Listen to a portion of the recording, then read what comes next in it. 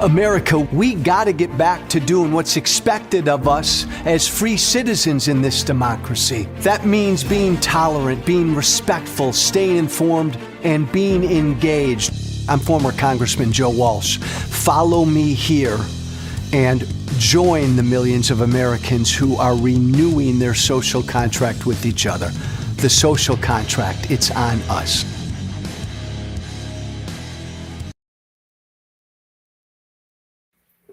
Hey, hope you all had a really wonderful weekend. Welcome, everybody, back to the social contract with former Congressman Joe Walsh. Hope you all had a good weekend.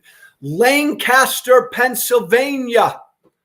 That's where we are. That's where we'll be this week in this never-ending journey of ours, this podcast, to get out and talk to and listen to and engage with and have face-to-face conversations with the American people.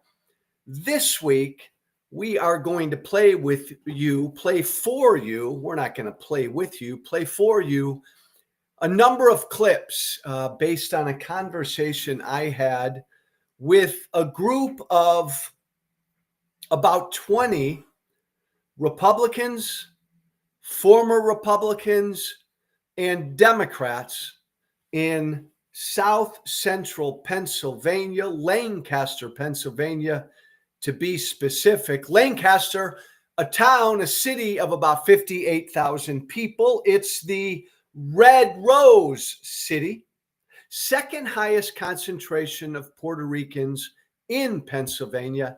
It's also an area, Lancaster County, with a huge history of taking in migrants and refugees. It's a mixed area politically. We'll have a lot more information about Lancaster, Pennsylvania for you all week. For those of you new to this show, half of what we do every week is this. I'm going out every single week and sitting down face to face with the American people, because I believe, I don't just believe, I know there is a longing in America right now for face to face conversations. This country is divided, dangerously divided. And I think we're not doing enough of this. We're not doing enough of face to face conversations. I think face to face conversations will help us address and heal the divide. We're somewhere different every week. I'm sitting down with groups big and small. I'm sitting down with groups across the political spectrum every single week. This week, Lancaster, Pennsylvania,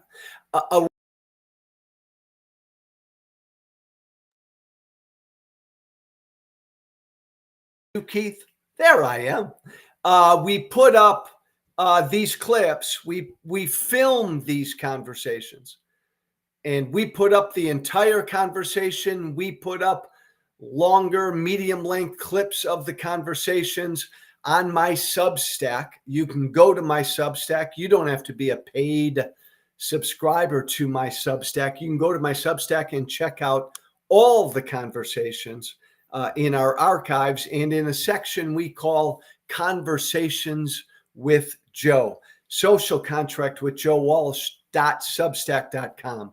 That's the Substack. Go check it out. There it is, Keith. Thank you. Social contract with Joe Walsh.substack.com.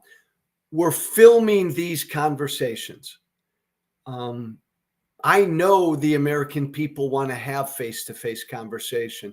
And I think the American people can learn so much from what their fellow Americans, Republican and Democrat, independent, MAGA, Bernie progressives, we can learn so much, I believe, from listening to what our fellow Americans have to say. So this week, it's Lancaster, Pennsylvania. Again, I think a couple weeks ago, I sat down with a group of about 20 of them, Republicans, former Republicans, and Democrats. Going to show you a brief clip today I believe today's clip is kind of centered around the question.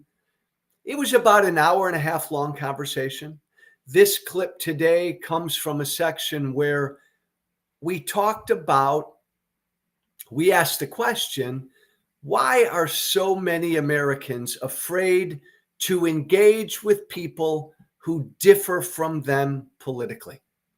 Why is that? Where does that fear come from? We got into that in this clip, you'll see. And again, you can watch the longer version. I recommend you watch the longer version of this conversation because they had these folks in Lancaster, Pennsylvania had such interesting things to say. But why are we so afraid? Why are we so afraid? We're MAGA and we're so afraid to sit down with the left. We're the left and we're so afraid to sit down with MAGA. We disagree on specific issues and we don't want to talk to the people who disagree with us on those issues. Where does the fear come from? We talked about that. Here's a short excerpt. Especially, right? You are a person of color. Yes. Absolutely. If you look a little bit different, and my neighborhood is filled with people from all over the world. You know, I have a family member that was in Afghanistan working with USAID. I have, that's who I am. I will support anyone, LGBTQI, whatever. I'm not going to be afraid, but other people are. And this, and we all say it. We all sound like our moms and dads. We all say this. You'll be old one day. We all say this, that back in my day when I was young, we disagreed politically, Tip O'Neill and Ronald Reagan, but then they went out and had a whiskey together and blah, blah. That was just your political opponent. It wasn't your enemy. Now we hate the people we disagree with. Hate. Where does this come from? Well, I think it's politics. Where does this come from? All politics, all the time. Is Too much. Too much. The phrase used to be all politics is local. Now all politics is national, really. I mean, we even started this conversation here today, not really on Lancaster County specific stuff. We started it on the national level. And so I would say that politics like that, hyper-partisanship, did not permeate society back in the time. It has now, though. That you are referring to, in 70s, 80s, whatever it is. There was a lot of activism going on. There was a lot of stuff happening, right? But our civic associations were stronger. Of course, we didn't have 24/7 media. We didn't have social media. We didn't have the internet. We didn't have all these things. So in order to do anything socially with people, you physically had to get together or talk on the telephone. I love that. So isn't it funny? The older you get, we do sound like our parents. I love that phrase she used, though. There, we used to have to physically get together. The question that led that part of the discussion with these folks in Lancaster was, why are we afraid to engage politically with the other side? And going around the group there, the consensus was that we've gotten to a point where we hate the people who disagree with us. Too many of us do. We hate the positions they take.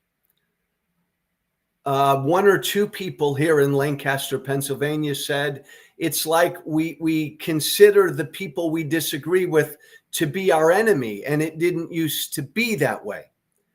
It used to be they were just people who disagreed with us. But now I hate their stance on this issue.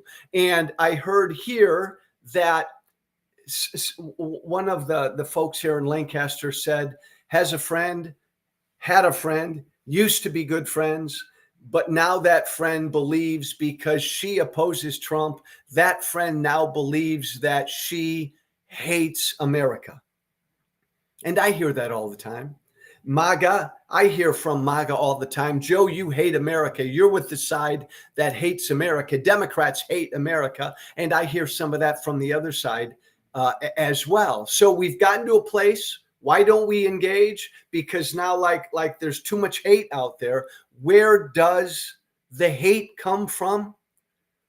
That's what we drill down a lot on in Lancaster.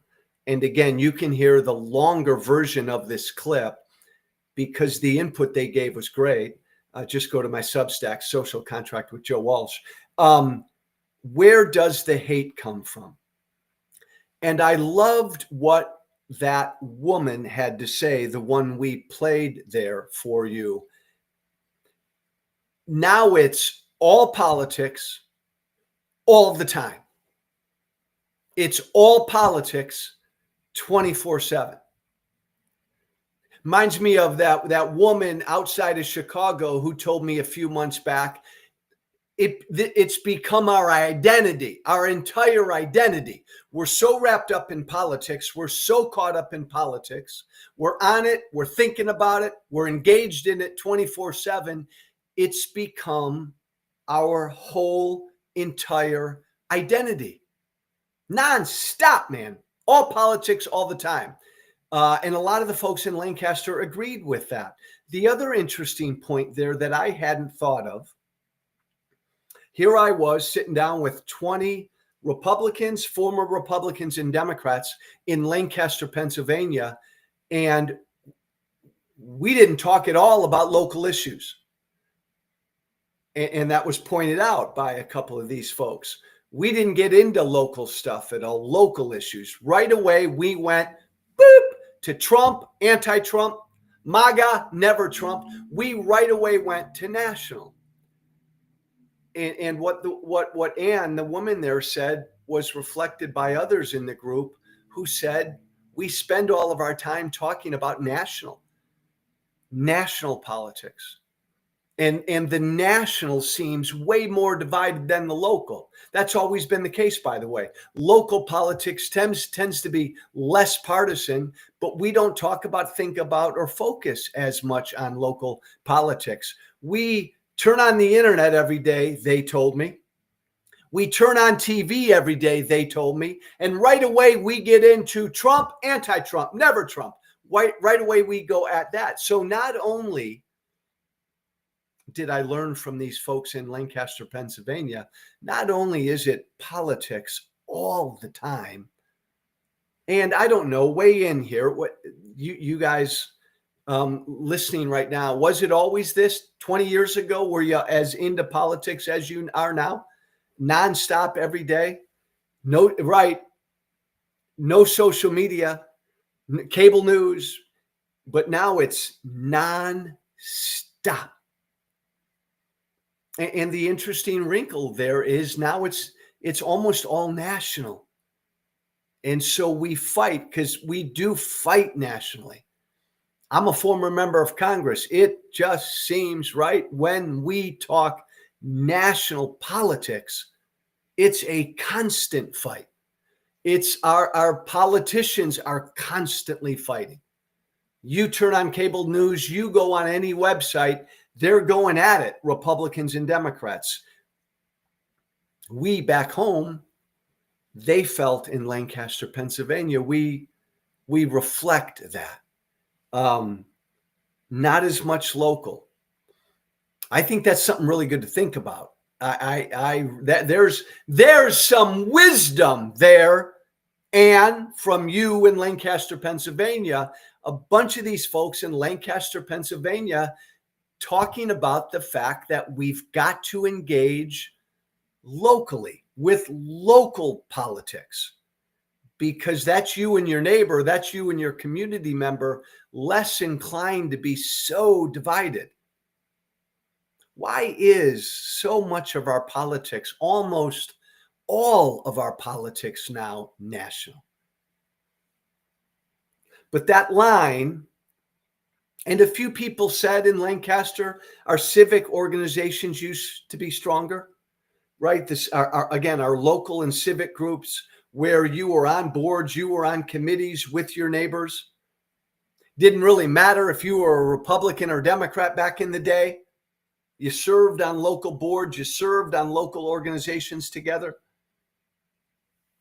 And I know that because we've all heard it. The 80s are like 40 years ago now, which just is freaking mind-blowing. But, right, we all heard the stories. Tip O'Neill and Ronald Reagan would go at it like cats and dogs during the day, but then they'd break bread at night. They'd have a drink together at night. And that's the way our politics used to be. And we all pine for that moment. Go back to that moment where you could disagree. Our politicians could disagree, but then they'd break bread, right? They'd come together, right? They'd go out to dinner, right? There was more of that back then. I think there's a lot of myth to that time, but certainly more of that back then than there is now. But one of the most cogent things I heard from the folks in Lancaster, PA was back before 24/7 cable news and back before the smartphones and back before websites and the internet, people had to physically get together. Now think about that, MAGA, and think about that, progressives. Back before all social media, baby, back before all of this stuff, baby, we were forced to physically get together, forced to have face-to-face conversations. And I do believe, do you, that we all are less inclined to be jackasses, to be dicks, to be jerks, right? When we're sitting down face to face with somebody we disagree with. I'm just looking at all the comments I get right now. Fuck you, Joe. You're a traitor, Joe. You're a grifter, Joe. And all sides do this. That's a lot easier to do from your keyboard. That's so much easier to do from your phone. But there was a day, America, where you predominantly got physically together with folks you disagreed with. And it wasn't as easy to say you're a dick, you're a drifter, you're a grifter to somebody face to face. I think there's a heck of a lot of truth to that. A heck of a lot of truth to that. The oversaturation is a distraction technique, Andy says. Interesting, Andy. And I agree with a lot of that. But anyways, just a little tidbit of my conversation with a group of 20 Democrats, Republicans, and former Republicans in Lancaster, Pennsylvania. You can listen to a longer clip just on this subject. Why all the hate? Where does the hate come from? Got about a 10 to 15 minute clip on just this subject. And then there are a bunch of other clips, and you can listen to the whole, I think we cut it up into about an hour long conversation. My team and I wrestle with, is anybody going to watch an hour-long conversation with 20 fellow Americans in Lancaster, Pennsylvania? I think people will. Again, the point of this is, and it goes to the comment that there used to be a day where we had to physically get together with the people we disagreed with. That's the whole point of what I'm doing with the social contract. That's the whole point of me every single week getting out with face-to-face with Americans and having conversations. I think people are longing for this. There's a desire for this. And I think it will really help lower the temperature. So just a tidbit, we'll be talking about the folks in Lancaster, Pennsylvania. We'll be talking about what they had to talk about all week. Go to socialcontractwithjoewalsh.substack.com. Become a subscriber to my Substack. You do not have to be a paid subscriber. Be an unpaid subscriber. Get access to all of these conversations. socialcontractwithjoewalsh.substack.com. Two other topics I want to hit on this Monday morning. The President of the United States was on Meet the Press yesterday. Meet the Press. He said a bunch. I'm only going to focus on two things he said. And look, I was in Loudoun County, Virginia, giving a speech Saturday night, and I said, look, those of us who stand against what Trump is, stand against what Trumpism is, we got to fight at noon and night every single day. We got to fight him wherever we can, respectfully, but pound him, fight him, everything he says, everything he stands for. And so it's difficult in a 35-minute conversation with Meet the Press. It's difficult because in a 35-minute conversation, Donald Trump will say about 200 to 300 stupid, dishonest, ugly, un-American, ignorant, and cruel things. And I'm only going to take two of those right now. Trump was asked a very simple question about the President of the United States and the Constitution. He was asked a very simple question, which only demanded a very simple answer, and yet he couldn't give it. But give it to me, Keith. Even given those numbers that you're talking about, don't you need to uphold the Constitution of the United States as president? I don't know. I have to respond by saying again, I have brilliant lawyers that work for me, and they are going to obviously follow what the Supreme Court said. What you said is not what I heard the Supreme Court said. They have a different interpretation. Don't you, as President of the United States, have to uphold the Constitution of the United States? And Donald Trump said, I don't know. I don't know. I don't know. Excuse me, Mr. President. Do you have to uphold the Constitution? I don't know. I don't know. Now, he took an oath 3.5 months ago, raised his right hand. He swore to defend and uphold the Constitution. He swore to defend and uphold the Constitution of the United States. And yesterday he said, I don't know.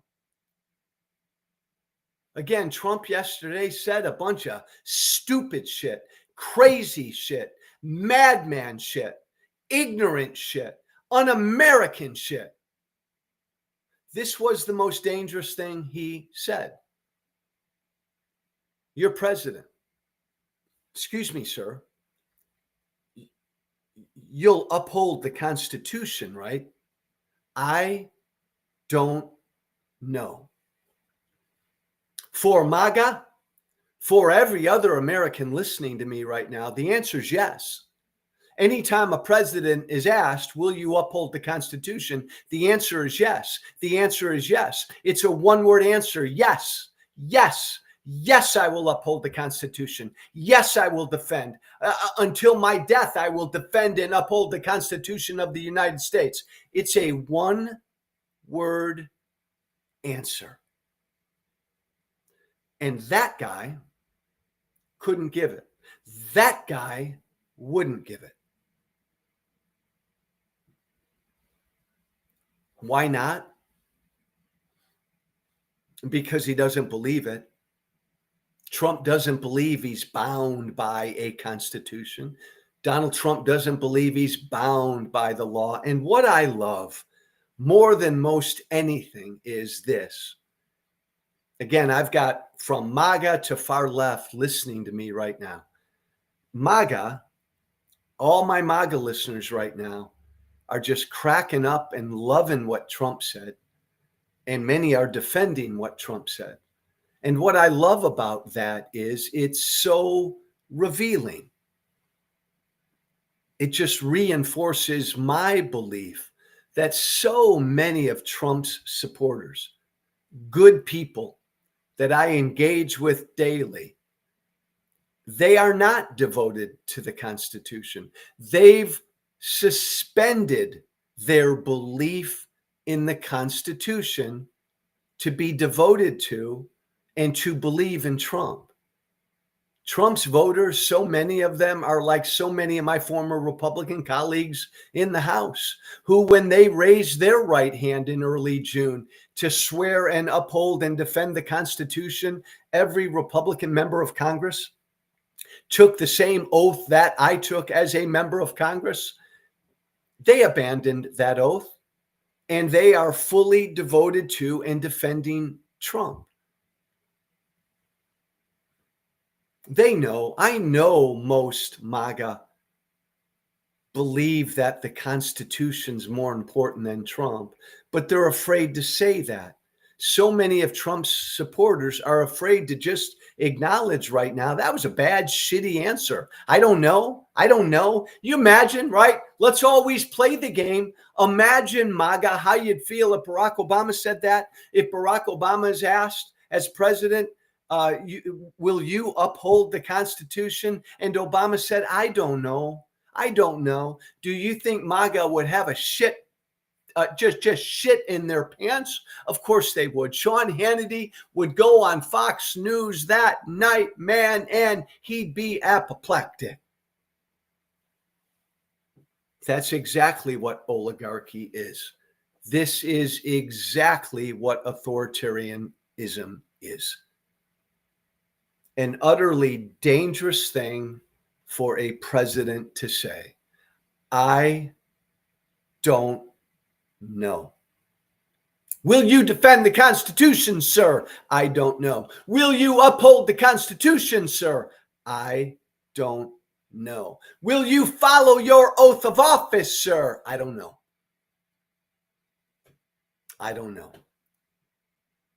And then Trump was asked about the economy, right? Like Trump blaming Biden for everything. Even though Donald Trump was given a great economy when he was sworn in. In fact, post-COVID, by far the best and strongest economy in the industrialized world. That's what Donald Trump was given, and he's crashed it. He's wrecked it. And all Trump is trying to do, because Trump knows he can lie to his supporters every day, because Trump knows his supporters will eat it up and believe and accept the lies. So Donald Trump says every day, it's Biden's fault. It's Biden's fault. It's Biden's fault. I said before, on Trump's last day, one day, when he breathes his last one day, Donald Trump's very last words before he goes to his maker will be, it's Biden's fault. Blame Biden. It's on Biden. Yesterday, Trump, when asked about this, gave a different kind of answer to it. When does it become the Trump economy? It partially is right now. And I really mean this. I think the good parts are the Trump economy and the bad parts are the Biden economy, because he's done a terrible job. He did a terrible job on everything.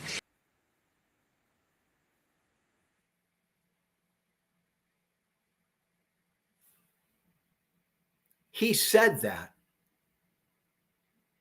You just heard him. When will it become your economy, sir? Well, I believe the good parts, the good stuff, is the Trump economy, and the bad stuff is the Biden economy. Now, I know a lot of people are laughing at this answer. I'm not going to laugh. Donald Trump is everything. I mean, everything you teach or taught your children not to be.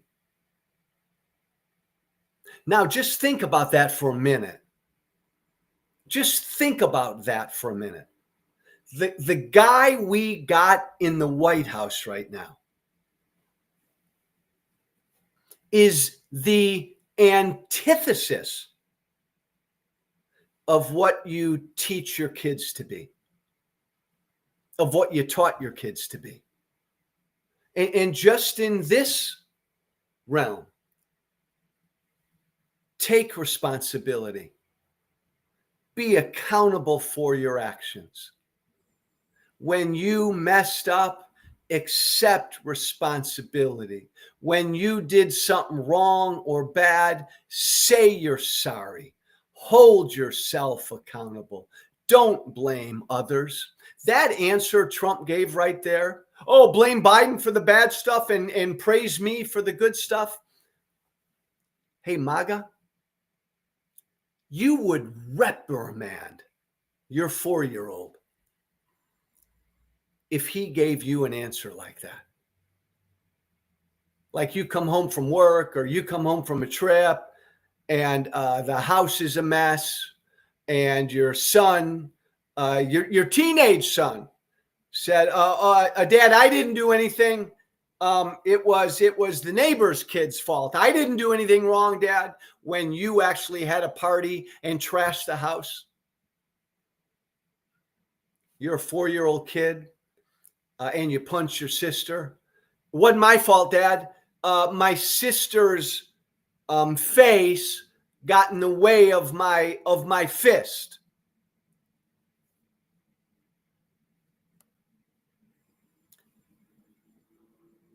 He's president, and never ever in his life has he accepted responsibility for anything bad he's done, for anything bad that's happened on his watch. He's never accepted responsibility. He's never said, I'm sorry. He's never said it was my fault. He's never said I screwed up.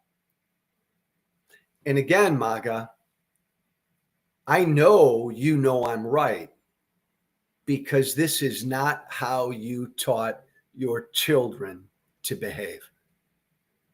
The average 4, 5, 6, 7-year-old in America right now, being raised right, being raised proper, is more advanced than the guy in the White House. Understands the principle of accountability more than the guy in the White House. Is more of a stand-up guy or a stand-up girl than the guy in the White House. But as always, that says, because he's in the White House, that says so much more about us than it says about him. Hey, make it a good week. I want you all to have a good week. Again, the drill here with the social contract, and thank you for listening. Half of what we do every week is we're out talking to Americans, and we will play the clips of what the American people have to say. The other half of what we do is we are resisting Trump and Trumpism with everything we've got, everything I've got, because Donald Trump and Trumpism is a direct threat to democracy and the rule of law. You'll get all of that here. Make sure that you go to oneflaginitiative.org. Join me in the No Kings movement. All of America should embrace this basic truth. We do not have kings in America, not here. Man, if you want to join the No Kings movement, go to oneflaginitiative.org and join me. Join the No Kings movement, and let's make sure the American people understand. Man, if we can't publicly embrace that principle, right? No kings, we're done. oneflaginitiative.org. It's all one word. You want to shoot me an email? Anybody, shoot me an email. Andy, reach out to me. The Social Contract with Joe Walsh at gmail.com. It's all one word. Shoot me an email. Anything you want to get off of your chest, feel free. The Social Contract with Joe Walsh at gmail.com. Have a good week, baby. Talk tomorrow. Be brave. Thank you for listening. Remember to listen, Be share, and brave, follow The Social everybody. Contract with Joe Walsh on Apple Podcasts, Spotify, and everywhere great podcasts are found. And be sure to leave a 5-star review. This has been The Social Contract.